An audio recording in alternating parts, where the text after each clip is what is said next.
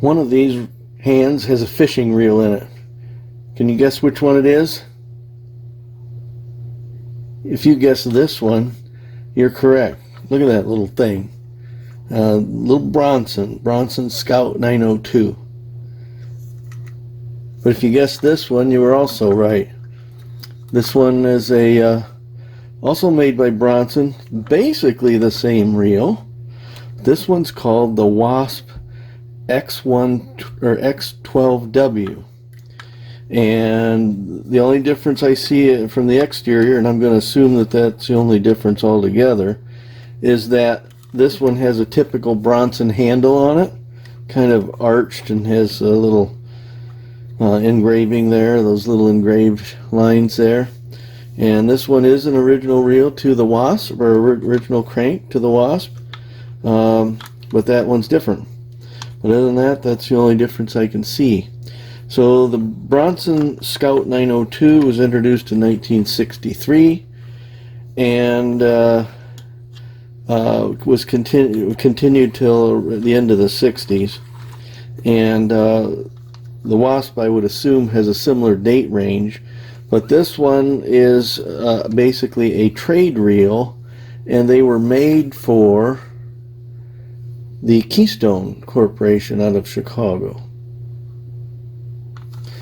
This one says made in USA on the bottom. My Scout's a little rusty. It also says made in USA on the bottom. So these were made in Bronson, Michigan, in southern Michigan, and I believe it's Branch County. So I'm going to start with the Wasp. Now, from the beginning, everything seems to work on this. The button goes down and sticks and releases when you wind, but you can't hardly tell with just watching, but it's winding really tight. It's definitely not as good as it will be once it's serviced. These reels, the Wasp and the Scout 902, did not have a star drag, thankfully, like some of the other Bronson trade reels. I just don't like star drags. Probably a little easier to adjust than this drag, but for some reason, I just don't really care for star drags. So I'm glad it doesn't have one. So, okay, let's get started. To begin, I'm going to just pull off the cover, and this one just, interestingly, this one twists off clockwise to come off. So, clockwise turn and then pulls out. And obviously this was used. You can see a lot of lake scum in there. So we'll put that in the parts tray. And then remove the essentially I think that amounts to the drag tightening knob. Take off the spinner head, and that's interesting. So there's that. I don't even know what you call that. It has to do with this apparatus that trips the spool, and looks like the spool is built in, or it trips the spinner head, I would say. It looks like the spool is built in on this reel. So I'm just trying to figure out how the drag works on this thing. Does this act as a pressure plate, maybe?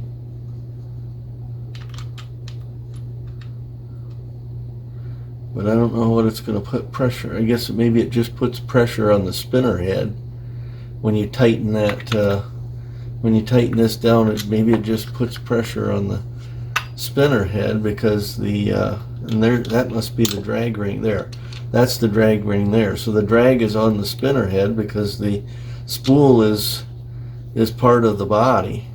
So the more you tighten that down, the harder it is for the spinner head to turn. If I loosen that up, obviously the spinner head turns quite easily when resistance is met. So there's your drag adjustment knob, your drag, basically this is kind of a pressure plate, and then there's a fiber drag washer inside that. There's the drag apparatus and the spinner head, and I don't know what you call that, and this, but put those in the parts tray. And now remove the, whenever you see a big button like this, you know, some of the South Bends had them, and Bronsons and others, that means that, you know, it's big like that because that's the only way you're going to access the internal parts, is to take off the thumb button. And then you start looking around and you say, well, then these screws are side plates, how do I get that off? Well, basically it's just a post in here that fits in, basically presses in with pressure, and I can never remember which is the ideal end to pull these out. I probably picked the wrong end. Let's see here. Okay, so it looks like on this one it's pretty much symmetrical. It doesn't matter which end you punch out, and that allows you just enough room to access the internal parts, and that thing's pretty dirty.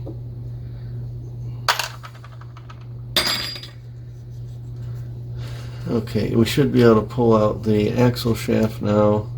This looks like one of those where, you know, luckily you don't have to take off the spring, because it's like this metal has been punched down to create a stop there, and so there's no, I don't think that's a pin or anything. I think that's just punched metal like that to make these little burrs that keep your spring on. But it looks like you can get it off no matter what anyway. You just pull the pinion gear off and pull the spring off, so we can get good cleaning on that axle shaft. So put that in the parts tray, and then all we have to do is take off the handle, and the disassembly is pretty much done. Keep an eye on the anti-reverse mechanism so there isn't any surprise springs or parts in there. This thing's too light for that.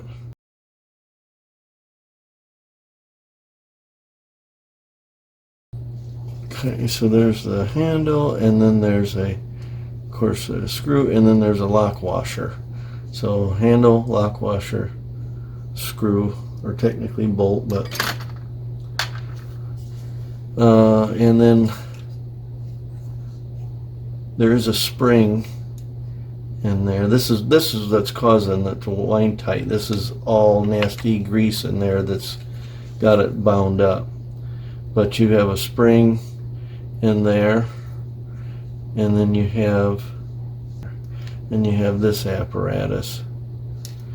And I'm just trying to make sure I look at how that is, so that when I put it together I don't put it upside down. But basically this little tooth here should fit facing kind of clockwise or whatever, and so that fits right into the cogs of the anti-reverse gear there. So I'll try to remember that. And just a main gear that looks fine, no broken or damaged teeth, and just basically just full of dried up grease. And that's all that this reel is going to need to get it working like new again. So that's all there is to disassembly. So now it's time to take all these dirty parts that may not have been cleaned or serviced since the 60s, and take those over to the sink and scrub them with Dawn dish soap and hot water, and in some cases WD-40, getting into the journals where the shafts go with a Q-tip and WD-40. Make sure all the dried grease is out of there, and we'll be back just like that. All right. Before we start reassembling, as I always do, I'm going to take some steel wool and polish up these shafts, this being the main or crankshaft. No, wait a minute, this is the axle shaft. It's the main or crankshaft that in this case it really needs the steel wool, because that's the one that was causing the reel to be tight, and as you can see there's all kinds of dry grease residue that didn't come off despite the WD-40 and etc, etc. So that needs to be given the steel wool treatment.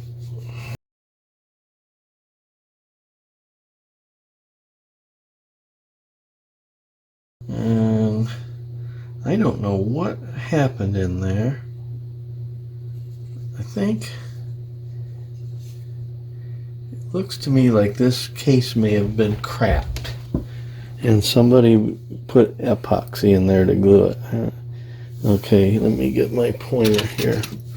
So all of this weird mess here I think is epoxy, and this right here, they didn't push the crack back all the way because there's a ridge here, but that's a crack. So somehow somebody cracked it, and you can see glue up here into this wool as well. And it didn't seem to be affecting operation, so it's probably not anything to worry about in terms of functionality. Again, if I get a good deal on a reel and it's pristine and shelf quality, I'm probably not going to pass it up. But I don't search out pristine ones because I like to fish mine, and I don't want to do anything that's going to negatively affect a pristine example. So if they're a little farm fresh or has a few nicks here and there but are otherwise really nice looking, those are going to be the ones that I target. I'm not paying the extra money for things in pristine boxes with no tears and this and that. Neat stuff, but not my bag. So we have our anti-reverse, and remembering sort of the sharp end of that anti-reverse went on there so that it fits into the notch there. I'm pretty sure that's how it went, but we'll find out. I'm gonna maybe just tighten up this screw a little bit, or this screw, this spring that out just a little bit, and that would go back on there. But first I'm going to get some grease to reduce the chatter on this anti-reverse paw or dog or claw or whatever the hairy you call it. Well, since how that's a tight fit in there, I might as well do the main gear teeth while I've got it out, because once it goes in there it's kind of skinny quarters in there. And then that, and then some oil on the main gear shaft.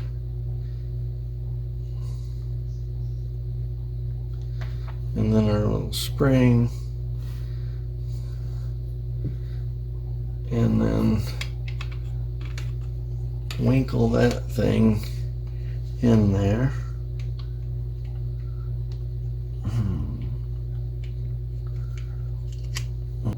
And the reverse is working, but it doesn't, it's keyed, but that shaft doesn't stick very far out at all, not even quite level with the outside face of the handle.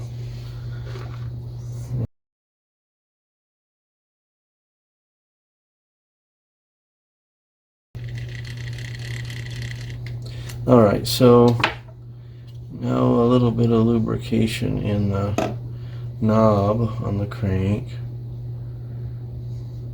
And pull that up and down, let that oil get down in between there.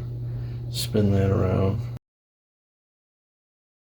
And that's coming out relatively clean because I washed some WD-40 down in there in the sink and got a lot of that scrud out of there.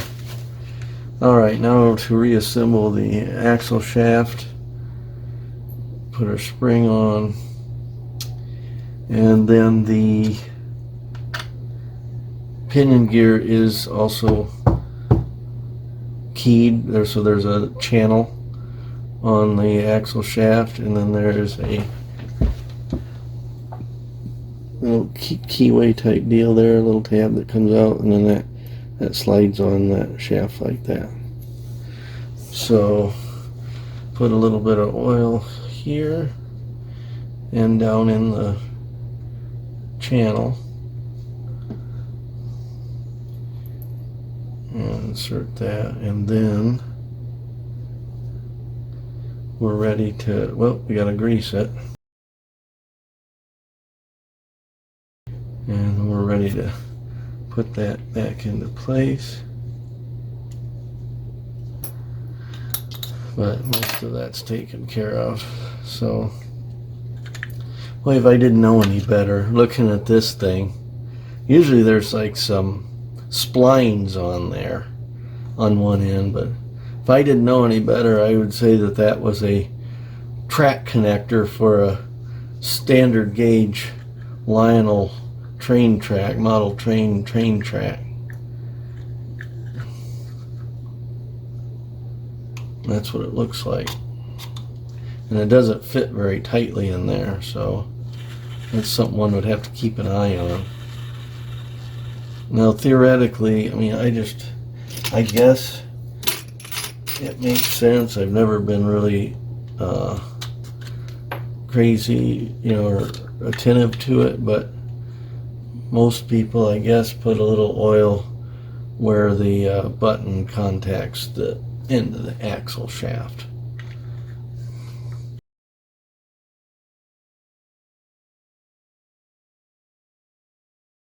Alright, so now we're ready for, let's see, I think this apparatus. And I think this is basically just something for the spinner head to ride on, seeing how. Oh, wait a minute. I said that I didn't know why that was keyed. Well, it is keyed. The larger portion of the shaft here is keyed, just like it's the same channel that the pinion gear went into. So that is in fact keyed, and I think that's just what the spinner head rides on when drag is being pulled and so on. So now we've got first our fiber drag washer. Wait a minute, yeah, this one's the one that I didn't know why it was keyed, but that one, if that's laying all the way down, that key or that little notch will fit in that channel, and so that is in fact keyed, or that key has a function. It's not worthless like I thought.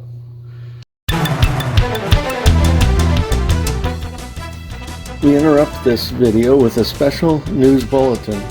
Unidentified sources indicate that the previous owner of this reel put it back together incorrectly. The sources indicate that the fiber drag washer does not go behind this metal washer above the spinner head, but rather goes here. Then you put on that's keyed in, and that's keyed in, and then the drag washer isn't keyed. Then you put in your fiber drag washer, then your spinner head, then what they call the schematic, and this information is based on the actual schematic. Then you put in what's called a spring washer, and then you put on your drag adjustment. Now the drag was working in both setups. You know, the incorrect way that I had it before, which is the way I found it and put it back together. But this is the proper arrangement. fiber drag washer first, then spinner head, then what they call the spring washer, which allows that to kind of hold tight without giving much drag. I guess it sort of pops up as you release pressure, and then you can put your cap on.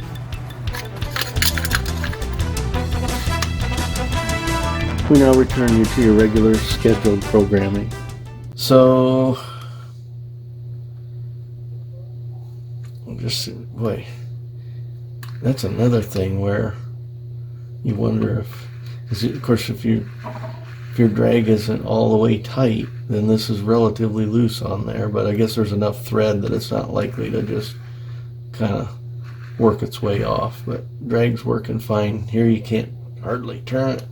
You just turn it just a hair and you've got very little drag, so that's very sensitive drag adjustment. But for this kind of reel, you probably don't need a whole lot of drag because it's basically for catching panfish and so on. I don't know if it was marketed for children. It wouldn't surprise me. It's small, but hey, you know what? I still fish with a Zebco 77 and I love it. Partly out of nostalgia, because that was my first ever fishing outfit in the 70s, but partly because I like to fish with vintage stuff, and it makes a really neat ultralight outfit. And so I will use this. I'll find an ultralight rod, hopefully a vintage one, and I will use this for ultralight.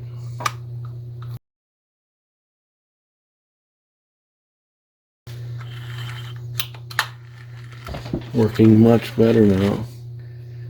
And so there you have it, a Bronson Wasp X12W.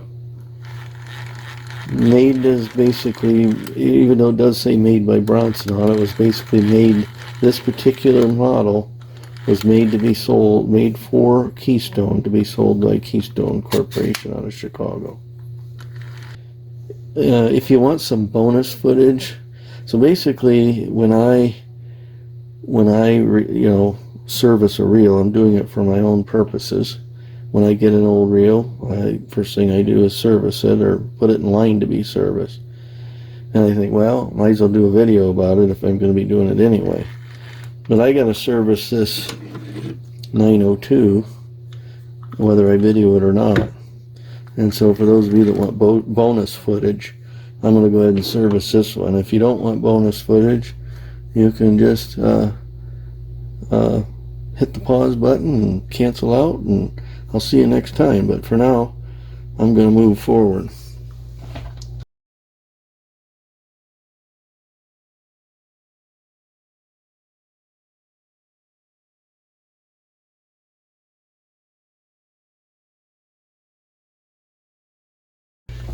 Whoa, okay, wait a minute.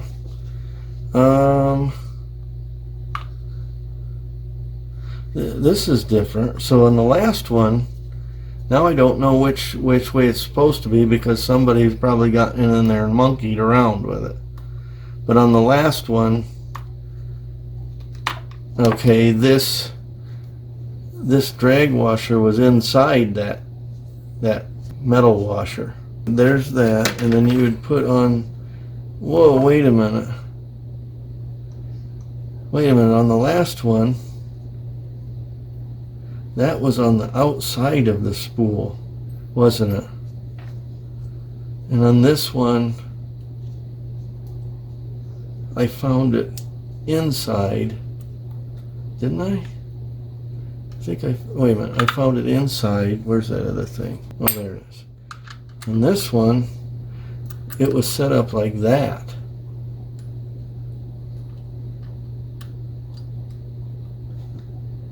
So now I'm not sure. I can see it working both ways, but just the way that washer is shaped, it looks like it's made to take the fiber washer on the inside. So at minimum, I would think it would go on like that. rather than the way it was. But if that's the case, then you've got steel running against steel instead of fiber against steel. And the spinner head is not keyed to the main axle shaft. So the spinner head has to be what turns when drag is being pulled out. Well, I'm going to have to stop the video and sit and contemplate this. For those of you stuck along, you might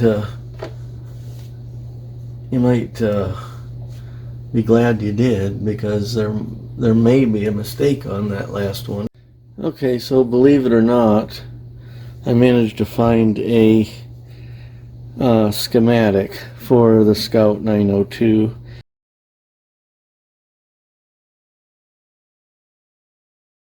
And it appears that this washer they call it a spring washer, and that does in fact go before the spinner head.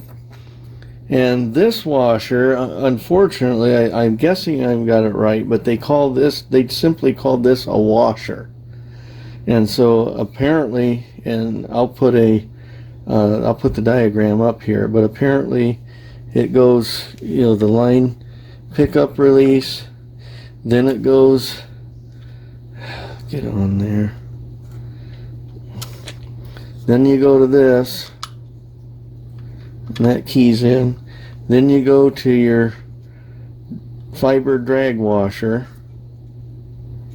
then you go with your spinner head, then you go with the spring washer, which doesn't make sense. Well, I guess it does. There is enough of that channel that sticks up for that to key in. And then you go with your drag adjustment knob, like that.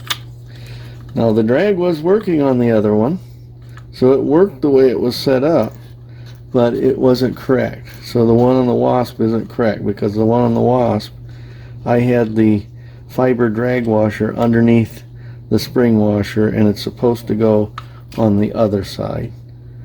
So I'll try to go back when I edit the video and make that note, so that those folks that tuned out after the Wasp was done will know. But that's how it's supposed to go. Okay, let's continue with our disassembly. Darn Chinese ladybugs.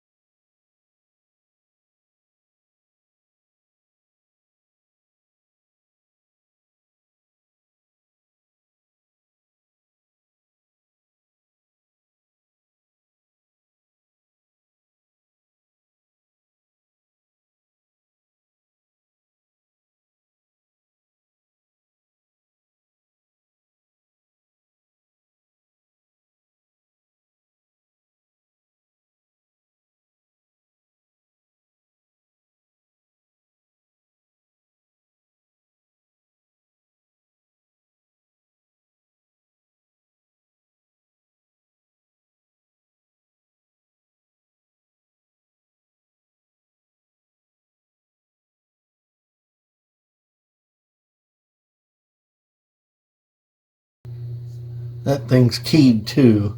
I don't know if I pointed that out the first time around. all it fits into that same channel on the axle shaft. Then you go with your fiber washer, which is obviously not keyed, it just fits over the shaft. Then you go with your spinner head. Then you go with what they call a spring washer, and then finally your drag adjustment knob.